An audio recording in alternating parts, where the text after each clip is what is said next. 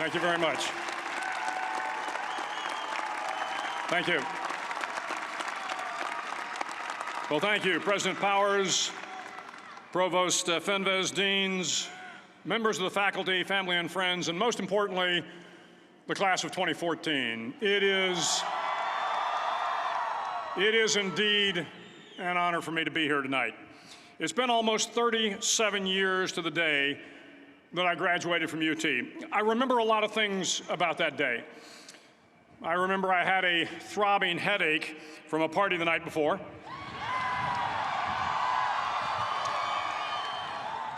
I remember I had a serious girlfriend, who I later married. That's important to remember, by the way. And I remember I was getting commissioned in the Navy that day. But of all the things I remember, I don't have a clue who the commencement speaker was, and I certainly don't remember anything they said. So acknowledging that fact, if I can't make this commencement speech memorable, I will at least try to make it short. So the university's slogan is, what starts here changes the world. Well, I've got to admit, I kind of like it. What starts here changes the world. Tonight, there are almost 8,000 students, or there are more than 8,000 students graduated from UT. So that great paragon of analytical rigor, Ask.com, says that the average American will meet 10,000 people in their lifetime. 10,000 people, that's a lot of folks. But if every one of you changed the lives of just 10 people, and each one of those people changed the lives of another 10 people, and another 10, then in 5 generations, 125 years, the class of 2014 will have changed the lives of 800 million people. 800 million people. Think about it. Over twice the population of the United States. Go one more generation, and you can change the entire population of the world, 8 billion people. If you think it's hard to change the lives of 10 people, change their lives forever, you're wrong. I saw it happen every day in Iraq and Afghanistan. A young Army officer makes a decision to go left instead of right down a road in Baghdad, and the 10 soldiers with him are saved from a close-in ambush. In Kandahar province, Afghanistan, a non-commissioned officer from the female engagement team senses that something isn't right and directs the infantry platoon away from a 500-pound IED, saving the lives of a dozen soldiers. But if you think about it, not only were those soldiers saved by the decisions of one person, but their children were saved, and their children's children. Generations were saved by one decision, one person. But changing the world can happen anywhere, and anyone can do it. So what starts here can indeed change the world. But the question is, what will the world look like after you change it? Well, I'm confident that it will look much, much better. But if you'll humor this old sailor for just a moment, I have a few suggestions that may help you on your way to a better world.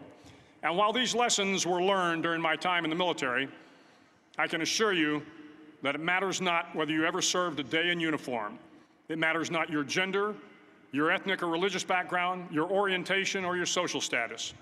Our struggles in this world are similar, and the lessons to overcome those struggles and to move forward, changing ourselves and changing the world around us, will apply equally to all. I've been a Navy SEAL for 36 years.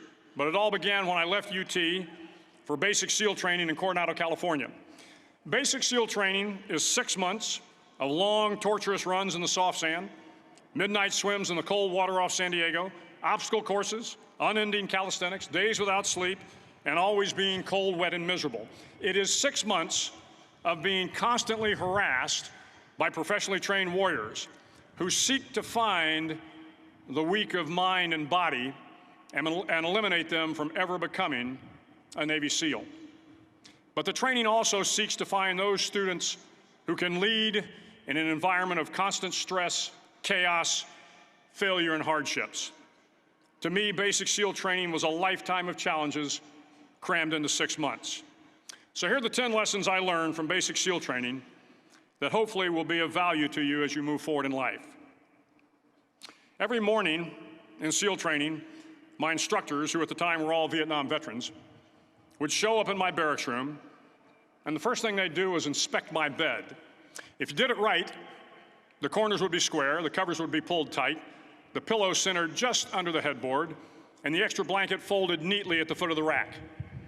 It was a simple task, mundane at best, but every morning we were required to make our bed to perfection. It seemed a little ridiculous at the time, particularly in light of the fact that we were aspiring to be real warriors, tough, battle-hardened SEALs. But the wisdom of this simple act has been proven to me many times over. If you make your bed every morning, you will have accomplished the first task of the day. It will give you a small sense of pride, and it will encourage you to do another task, and another, and another. And by the end of the day, that one task completed will have turned into many tasks completed. Making your bed will also reinforce the fact that the little things in life matter. If you can't do the little things right, you'll never be able to do the big things right.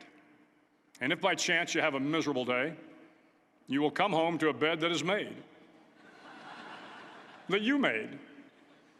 And a made bed gives you encouragement that tomorrow will be better. So if you want to change the world, start off by making your bed. During training, the students are all broken down into boat crews. Each crew is 7 students, 3 on each side of a small rubber boat, and 1 coxswain to help guide the dinghy.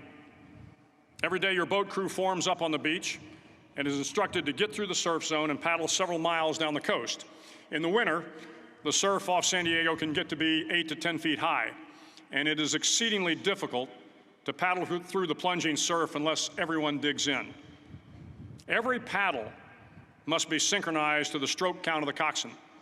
Everyone must exert equal effort, or the boat will turn against the wave and be unceremoniously dumped back on the beach. For the boat to make it to its destination, everyone must paddle. You can't change the world alone. You will need some help. And to truly get from your starting point to your destination takes friends, colleagues, the goodwill of strangers, and a strong coxswain to guide you.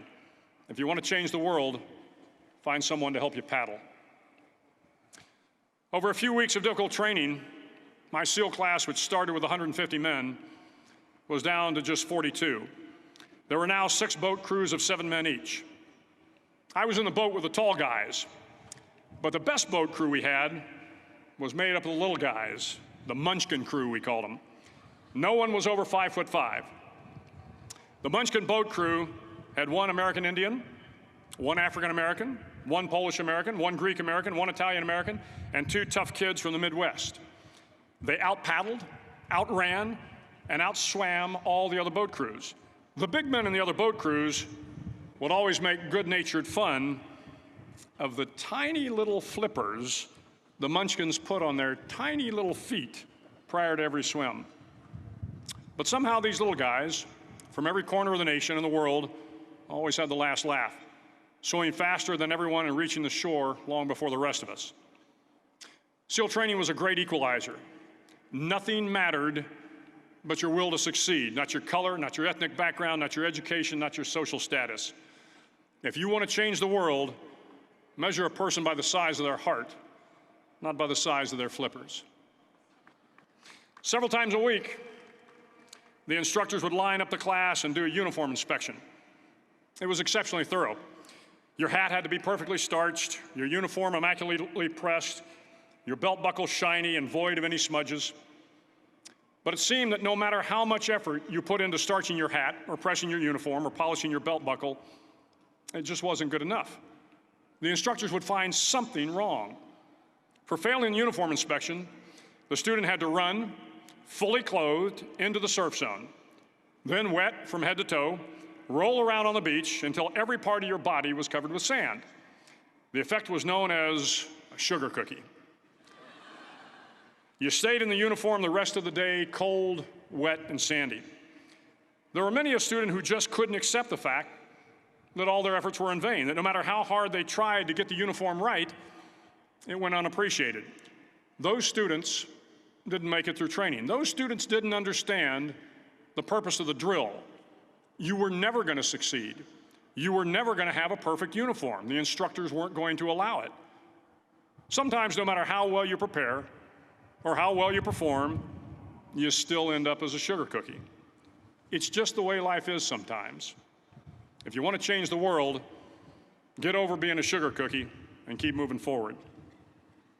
Every day during training, you were challenged with multiple physical events: long runs, long swims, obstacle courses, hours of calisthenics, something designed to test your mettle.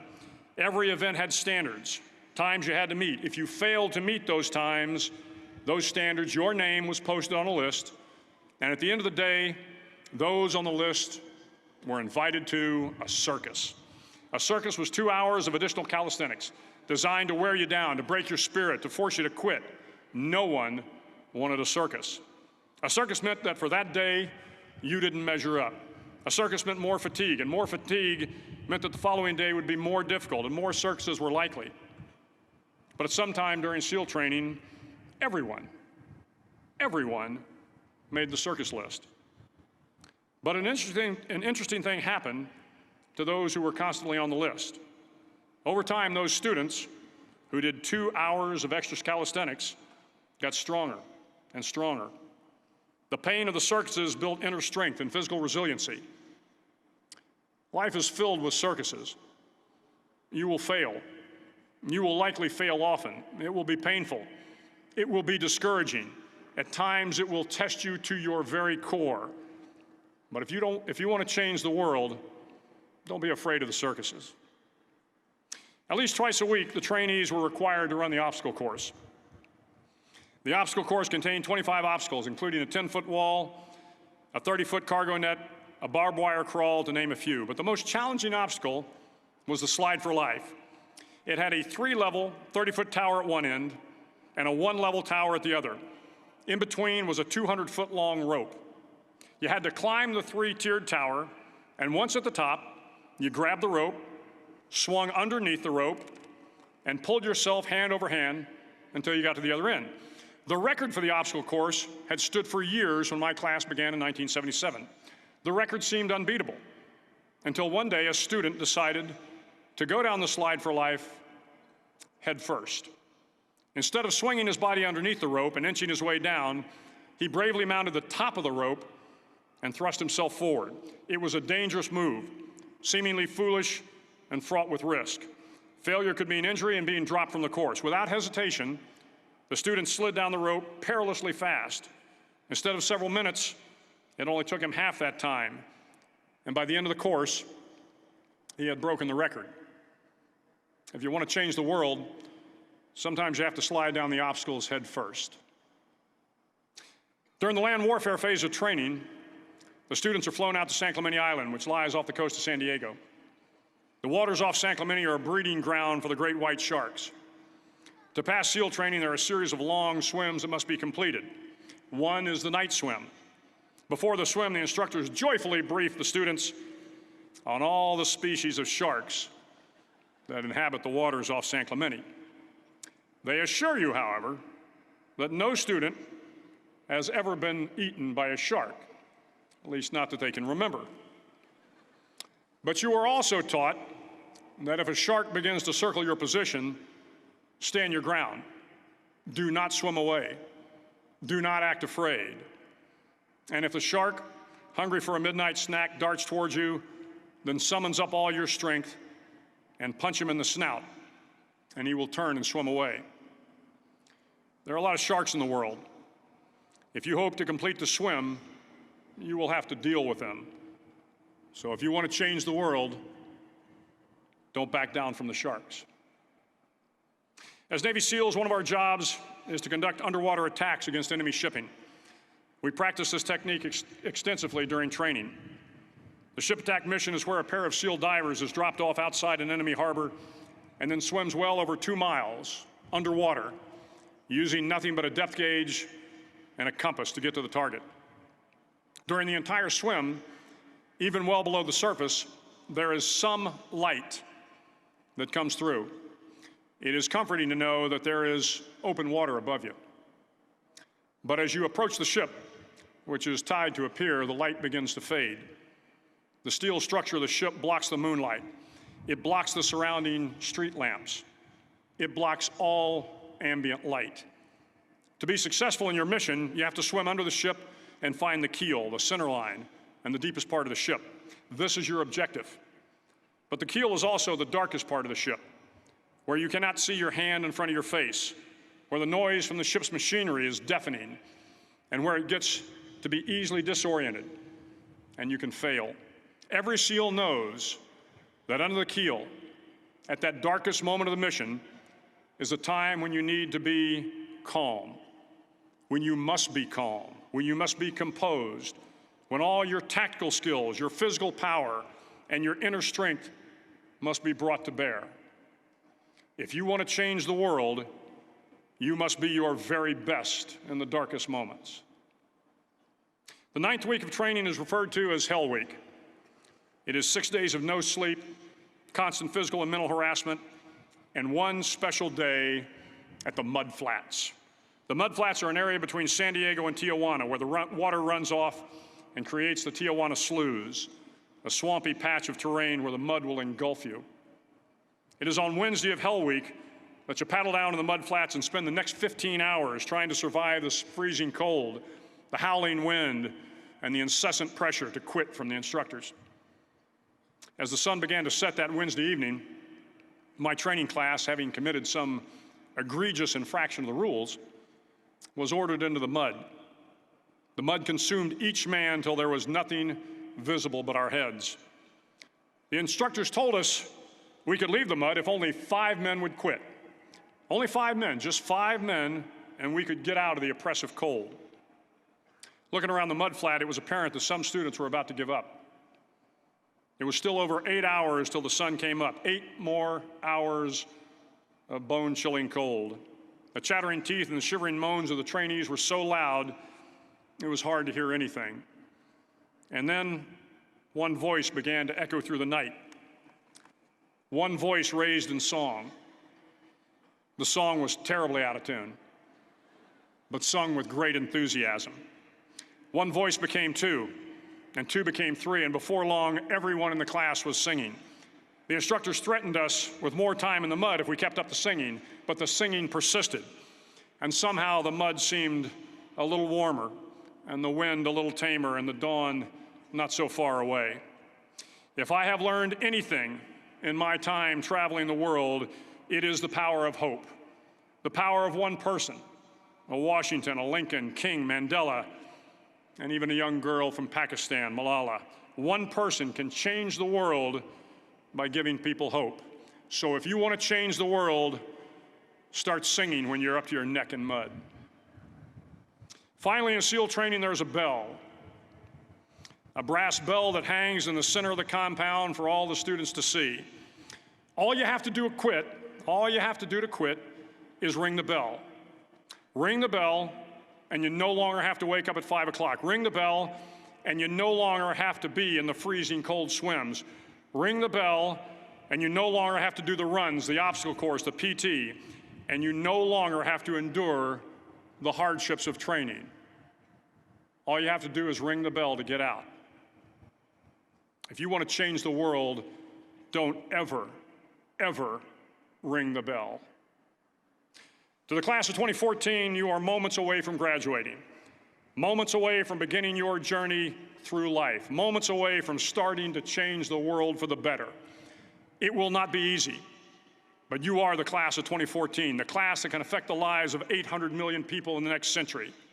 Start each day with a task completed. Find someone to help you through life. Respect everyone. Know that life is not fair and that you will fail often. But if you take some risks, step up when the times are the toughest, face down the bullies, lift up the downtrodden, and never, ever give up. If you do these things, the next generation and the generations that follow will live in a world far better than the one we have today. And what started here will indeed have changed the world for the better. Thank you very much. Hook 'em horns.